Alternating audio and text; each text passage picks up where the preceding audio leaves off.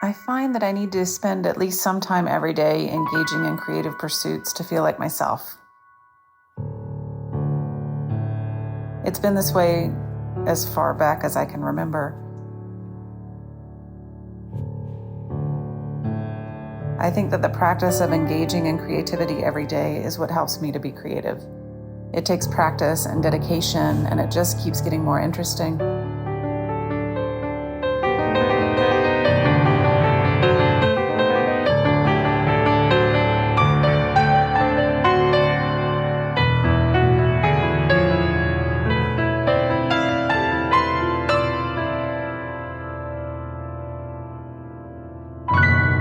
For me, this might mean that I have 10 different projects going on at any one time, and I sometimes do have trouble finishing things before moving on to the next.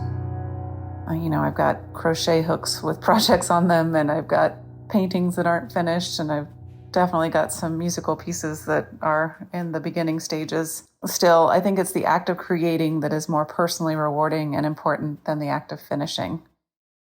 I like drawing, painting, writing, photography, crafting, cooking, and writing and playing music. It was always fun when my children were young to get them involved. And we would, for instance, sit in the yard and sketch the flowers together or compose a piece for them to play together on bassoon, sax, and horn. I started making the saint cards a few years ago. You could call it divine inspiration, coupled with a desire to reconnect with some aspects of the rituals I remember fondly from my Catholic childhood. I know that creativity breeds creativity, so engaging in all of these things as often as I can replenishes my creative process and also me. I count my creative time as one of my most important self-care practices. I typically create just for myself, and I've never really considered an audience to be important for the process. It's really, for me, more like meditation than performance. And speaking of meditation, I believe that contemplative practice is part of the experience. Many of my best ideas are sparked on my mat or cushion. I've been fortunate to be able to go on retreats, meditation retreats, and coming out of a long period of that kind of quiet can be really inspirational. I also have enjoyed consuming a lot of other people's art. I think that's part of the process for sure. I don't do it as much now. I think that there was a period in my 20s where that was more important. That was more of what I was seeking out to try and figure out where I was trying to go with my own creativity. When I first moved to Boston from the rural place where I grew up, I splurged on a membership to the Museum of Fine Arts because I'd really never had the opportunity to go to museums like that when I was young. So I hadn't seen any of the great masters in real life. I hadn't seen even just a big painting in real life. So I would just go on my lunch break from work or just whenever I could get down there and spend hours and hours and hours. So that certainly has been, when I look back across a lifetime of creativity, a big part of the process. When I am creating, I am usually also listening to music, or I listen to music before I start, sort of priming the pump with music as a big part of it. Or if I'm crocheting or doing some project like that is handiwork, sometimes even with drawing, I might be also simultaneously listening to music or an audiobook. It really depends on what I'm working on during that time, whether the music would be a distraction or a part of the process. Back when I used to do more abstract painting, music was always a part of it. I was always listening to something. It seemed to interact with the part of my brain that was sort of critical of the creative process. That part of my brain could sort of listen to the music, and I could just be freer in my work. I don't know, I sort of feel very alive when I'm creating. Walking home with your head full of maps, whispering the streets as we walk past. You say the puddles are a giant's footprints, balance on the curb between safety and harm.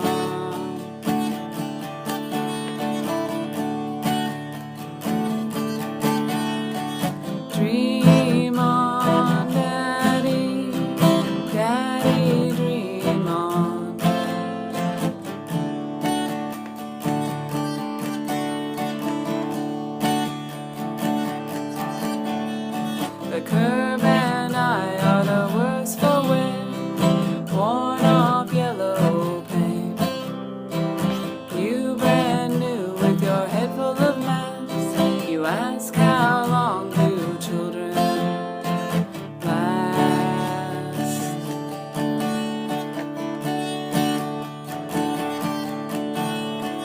Dream on, Daddy, Daddy, dream on.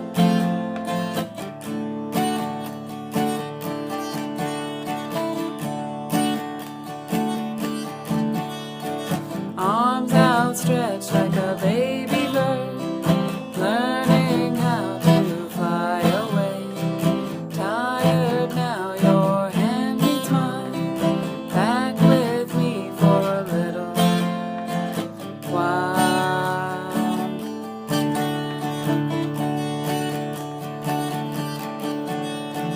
Dream on, Daddy, Daddy, dream on.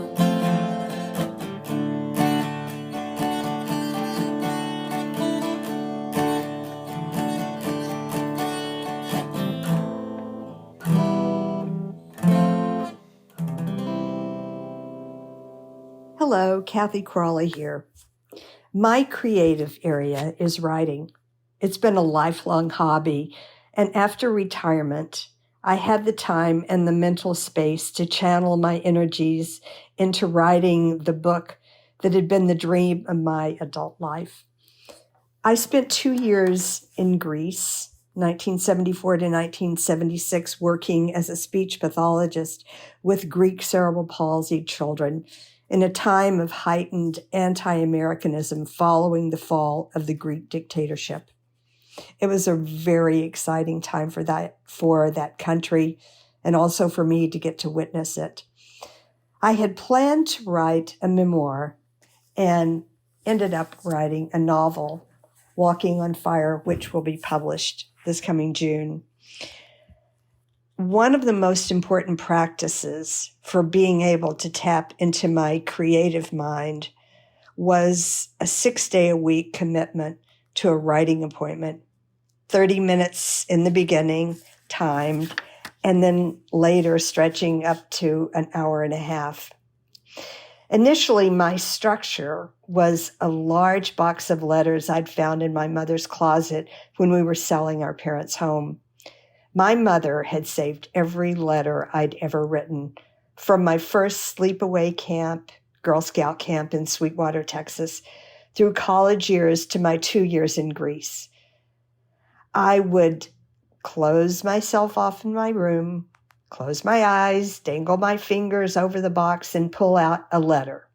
I then set the timer on my phone for 30 minutes and make my pen stay on paper, writing whatever came to mind. That forced practice served me well as short bits of, as I said, what had planned to be a memoir turned into a novel. And I found that writing in the third person became a more fluid form of writing for me. I enrolled in a 9-month course online and by phone called Write to the Finish, with 2 instructors from Taos, New Mexico. There is a lesson that is learned from Canada geese. These geese fly together. They share a common goal and direction, and they benefit from the momentum of the group.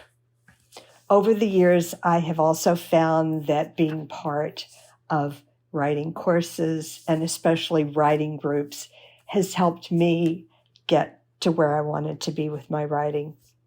So, appointment writing, pen staying to paper, or fingers staying on keys, and flying with the group has helped me find my own pathway to creativity.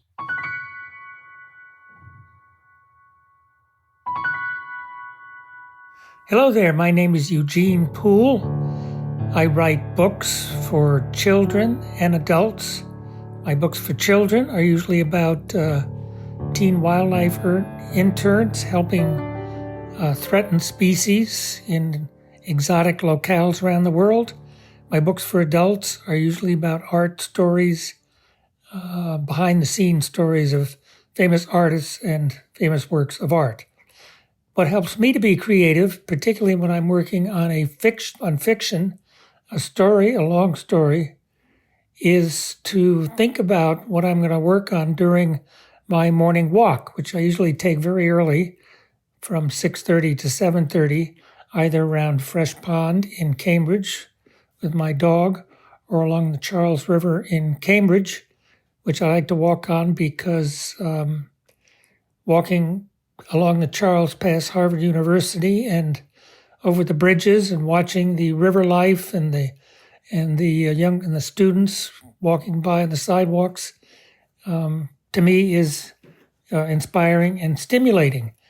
And when I'm walking there early in the morning, there's no traffic and there aren't many people, and it's very quiet, and usually it's around dawn and the sun is coming up, and it's beautiful along the river and very calm, and I don't have to pay attention to anything because there are walks right along the river that don't even have to cross roads or streets, and it stimulates me physically and mentally at the same time, and it's very easy to think about a scene or think about a narrative in somewhere in the story and be able to think about that for quite a while and kind of spin it out in my head as I'm going along without having to pay attention to anything else, such as crossing a street or looking out for a car or talking to someone. So for me, it's a solo long walk in a nice quiet place early in the morning. And I often find I come back to my car to drive home and I've got the scene all worked out in my head and the dialogue and all that sort of stuff, and writing problems kind of solve themselves. It's a fascinating, magical experience that I'm very glad to be able to have from time to time. Embrace the day. Embrace the day. Embrace the day. Embrace the day. Embrace the day. Embrace the day. Embrace the day. Embrace the day. Embrace the day.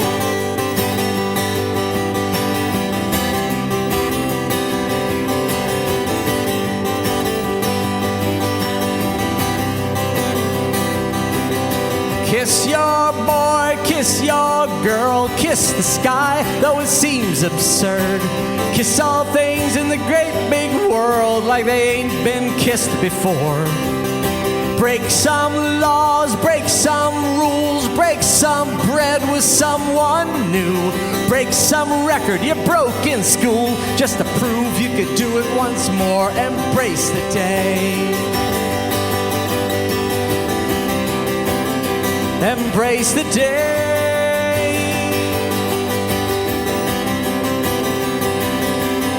Drink good scotch or cheap red wine. Drink your drink like you're 10 days dry. Drink each second like it's sunshine and you're living your life in the dark.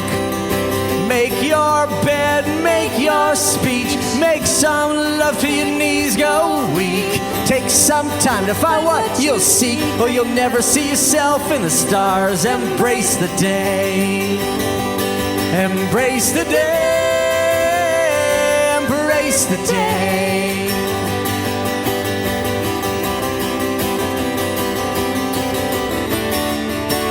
And it's true, we don't need a map to follow.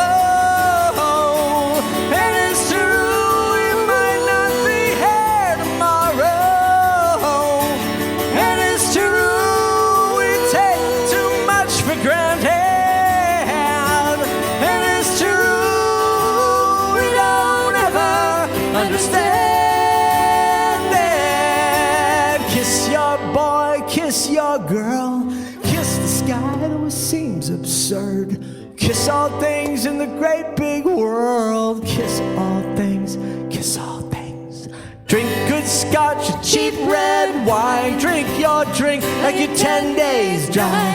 Drink each second like it's sunshine, 'cause it's sunshine. Embrace the day. Embrace the day. Embrace the day. Embrace the day.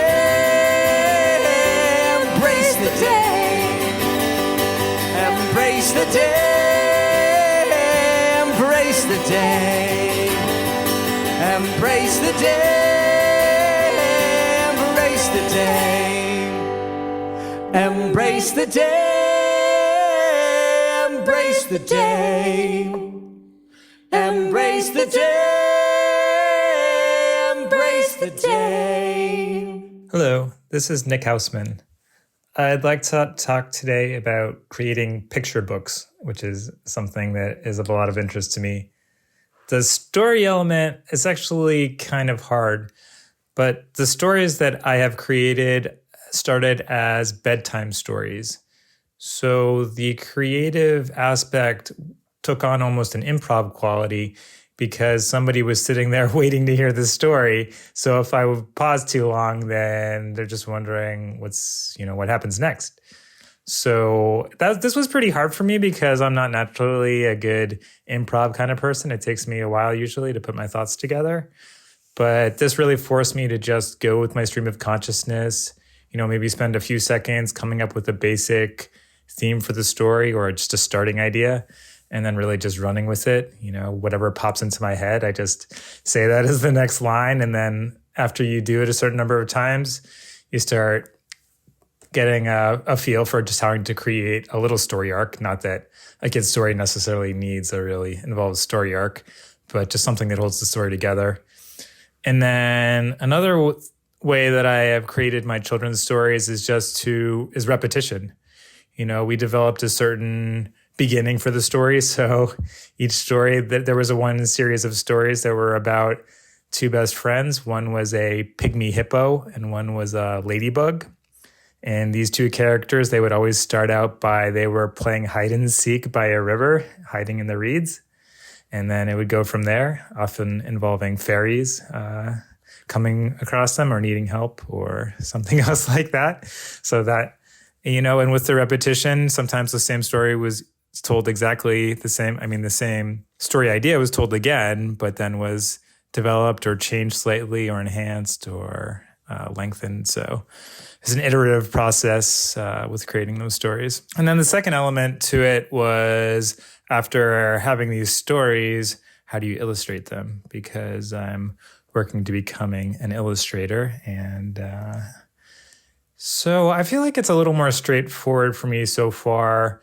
I feel like I already had some pretty strong ideas for images in these stories just from telling them or hearing them. I also illustrated a book that I didn't write the story for. And I felt like after I read it a certain number of times, I had some ideas for how I wanted the images to look, just something in, a hazy image in my mind.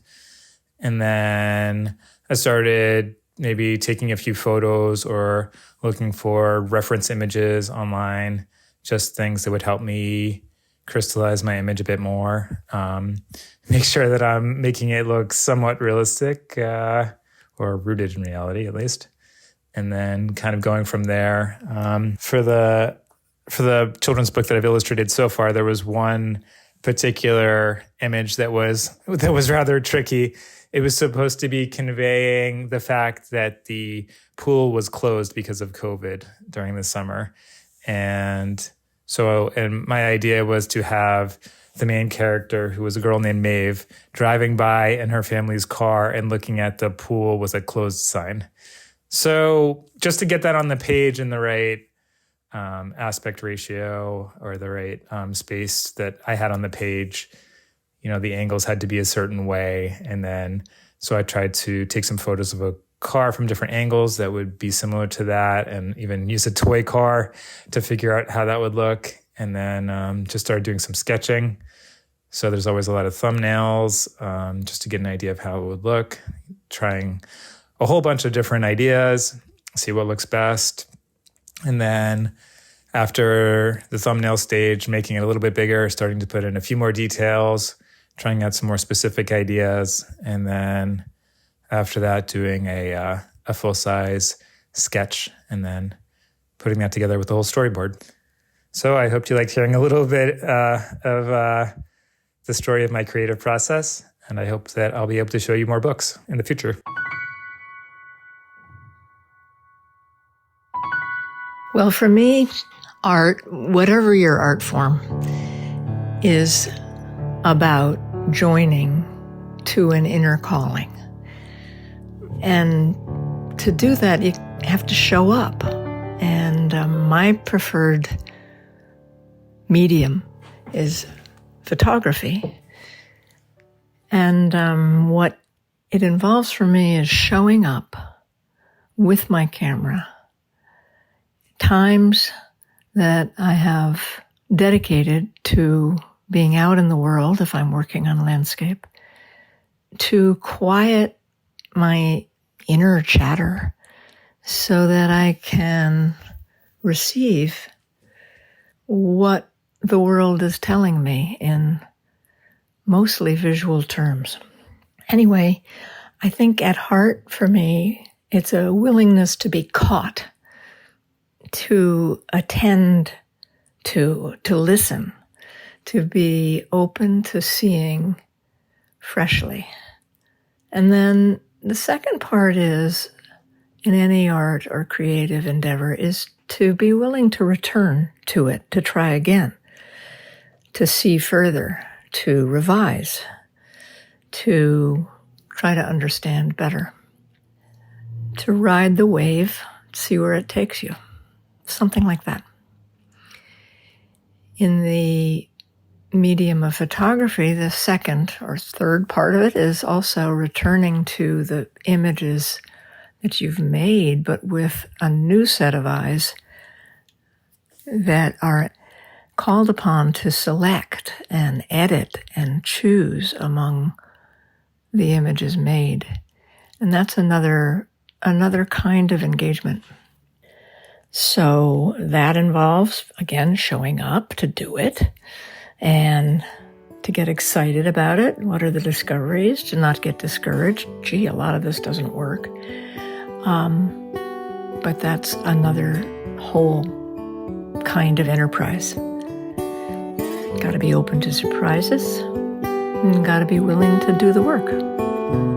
It gives you love, takes your breath, leaves a smile and regrets. It gives too much, takes its share, leaves a tip, keeps the fare. I don't know for sure, but I'm told it follows us around. And some people claim it's that copper that's always dropped on the ground. It gives you wealth, takes it back, leaves you retracing your tracks. It gives a damn, it takes its time, leaves you stranded with a dime. Sometimes we need it more than we need anything else. Sometimes we wish it would simply leave us to ourselves. I drop this copper on the ground. So if you're down, you might pick it up. To coin a phrase, this is my way of praying that all through the day you'll have good luck.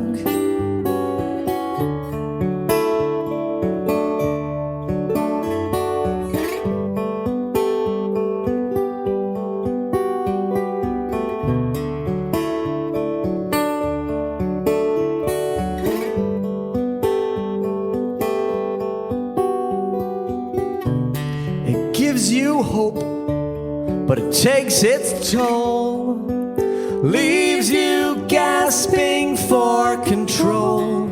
It gives you bad, it takes the good, but it leaves just like you knew it would. Sometimes we need it more than we need anything else. Sometimes we wish it would simply leave us to ourselves. I drop this copper on the ground. So if you're down, you might pick it up. To coin a phrase, this is my way of praying it all through the day. You'll have good luck all through the day. You'll have good luck all through the day. You'll have all through the day. You'll have good luck.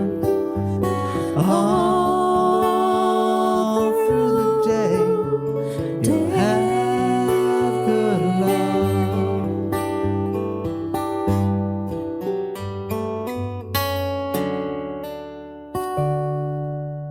Hi everyone, I'm Valentin Frank. And my medium of creative expression is sound. That's both music, but I think even further down, I find myself most creative when I'm making sound designs for plays and musicals. And for me, there's really two main things that help me get into a creative space, a creative mindset. The first one of those is the realization that the one thing that breeds creativity more than anything else is creativity. That the act of thinking creatively, acting creatively, making creative things is the thing that makes you feel more creative going forward. And I think what's so refreshing about that is that it's a reminder that creativity itself is not an exhaustible resource. It's not as though you have so much in you, and once that's gone, then you're out. It's something that not only renews, but it renews itself. And this is very much in contrast with, I think, the experience that a lot of us have in the world, where everything, whether it's money or exhaustion or how much willpower you have for something or hours in a day, we're dealing with a lot of limited resources, a lot of limited capacity. And creativity is the one thing that I can engage with on a daily basis that doesn't work by those rules and is really refreshing. And that doesn't really have to be just in one form either. If I feel like I really want to get into the groove of working on a sound design that's on the docket, doing creative writing or otherwise just as much stokes those sound design creative flames. In a similar but kind of opposite vein, the other main thing that I find that really fuels my creativity is when there's a specific restriction. The open canvas isn't really something that motivates me. It doesn't give me the sense of possibility. Instead, it just makes me think of stuff that other people may have put on that canvas or that I have put on that canvas. And so I think a lot of the work I've done that's my favorite, or the one that I consider the best, often comes from having very strict requirements with what the final product needs to be like. For example, my favorite show sound design that I've ever done was for a production of On Golden Pond that I did at a summer theater back in 2019. And the director gave me some very strict instructions, which was that they didn't want to ever think about the sound, but they never wanted it to feel quiet either. And that gives you a really, really limited paintbrush of sound options to fill an entire show with that feels natural, it feels background, it feels like it belongs there, but it never really makes you think of it. It doesn't grab you. And the process was really cool. I placed recorders in various mundane places and tried to record what are the sounds that people hear but don't think about in various settings, and then use that as the palette. And I ended up getting to use them in really musical ways. I mixed them, I changed them, I selected very specific moments to try to really bring meaning out of that.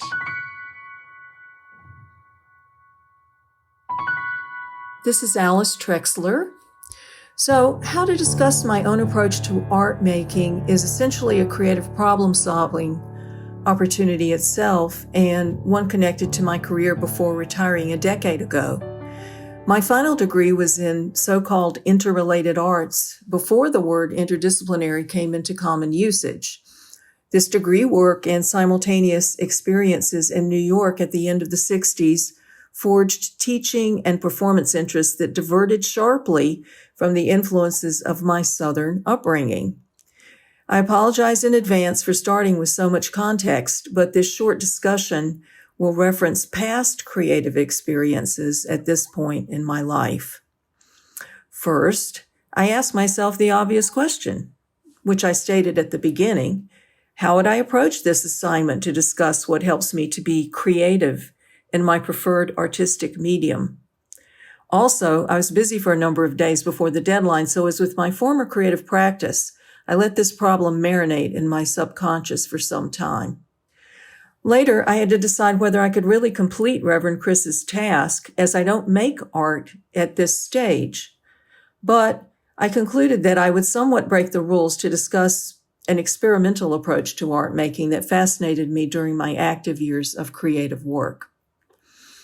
One prominent feature of my past creative process is rule breaking. Now, rule breaking, in a practical sense, often excludes working within well-known forms, styles, and boundaries of art disciplines. A general example drawn from music is the choice to compose outside of existing harmonic systems, as well as outside of organizational structures such as, for example, fugue, theme and variations, and so forth. Even the use of an unconventional source of sound, such as door slamming sounds, rather than notes played on a familiar instrument, takes the listener to the boundary of music as a discipline. And dance, as a worldwide performance art, exists in many styles, with rich movement vocabularies. Many traditional compositional devices in dance are parallel to those in music. Dance, too, can be broadened by choosing movement outside of known forms and vocabularies. For example, an athlete not trained in dance can be an instrument and source of art. By trusting a choreographer to prompt unusual movement from them, and with their agreement that such movement is not simply strange behavior, the athlete becomes a willing source for experimental dance material. So, my artistic evolution, starting with traditional training, landed me at the experimental end of performance making. Works on the boundaries of art forms are often non-representational, non-linear, non-narrative, and so forth, and thus uncomfortable for audiences expecting a familiar experience.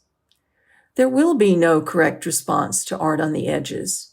An audience member tolerant of the unfamiliar can conjure up their own meaning, feeling, and pleasure, or lack thereof. That mode of response is actually the end to a creative process started by an experimental artist, but not an easy task for their audience members. Although I no longer make art, I am still a creative audience member for new music, experimental dance, and theater.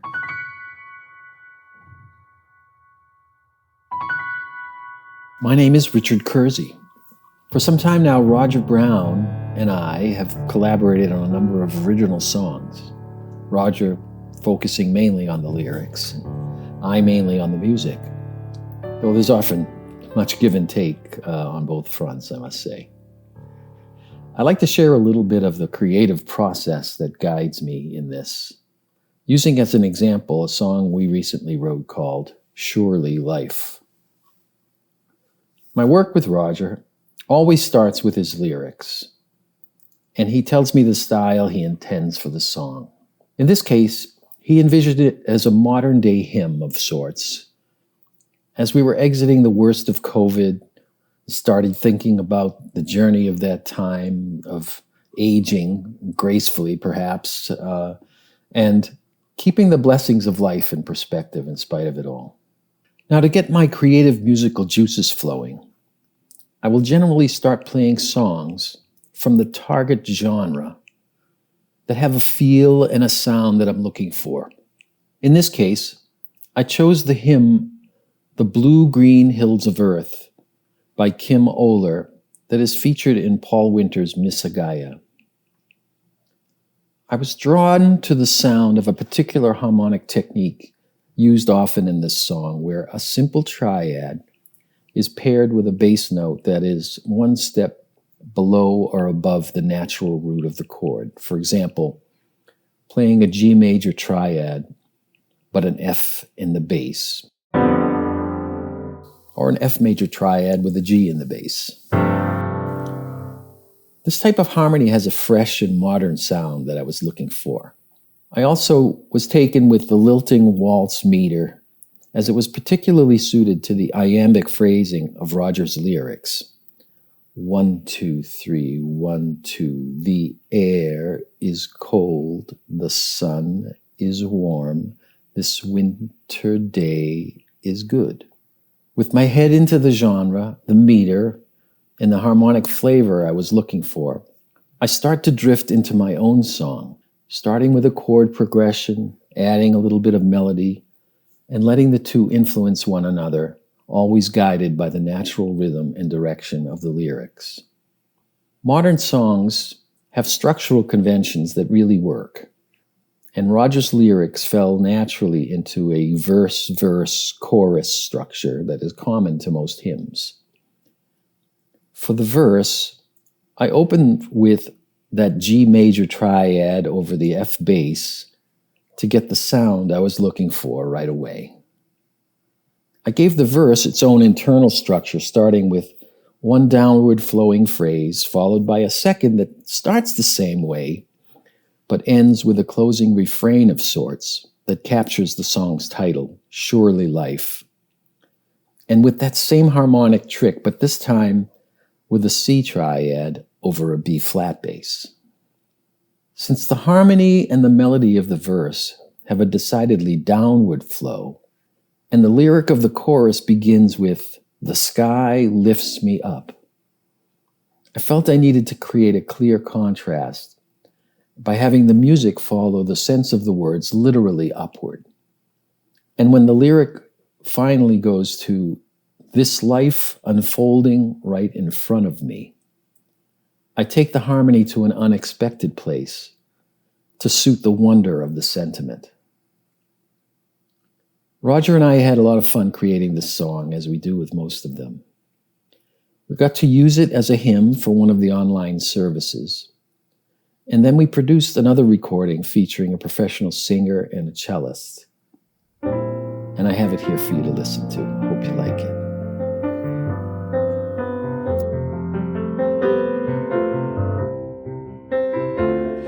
The air is cold, the sun is warm, this winter day is good.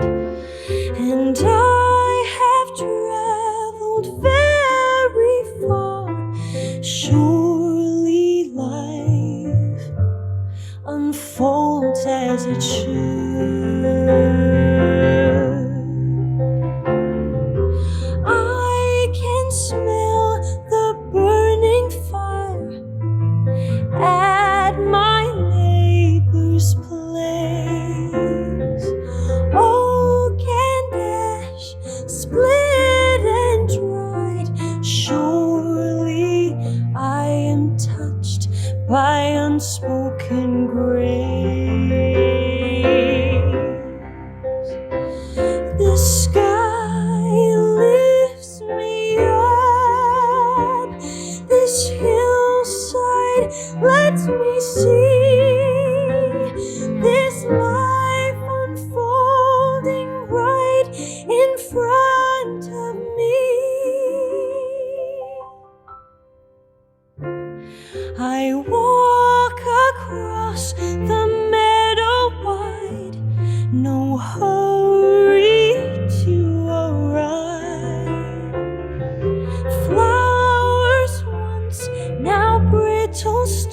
thanks. Surely I am blessed to just be alive.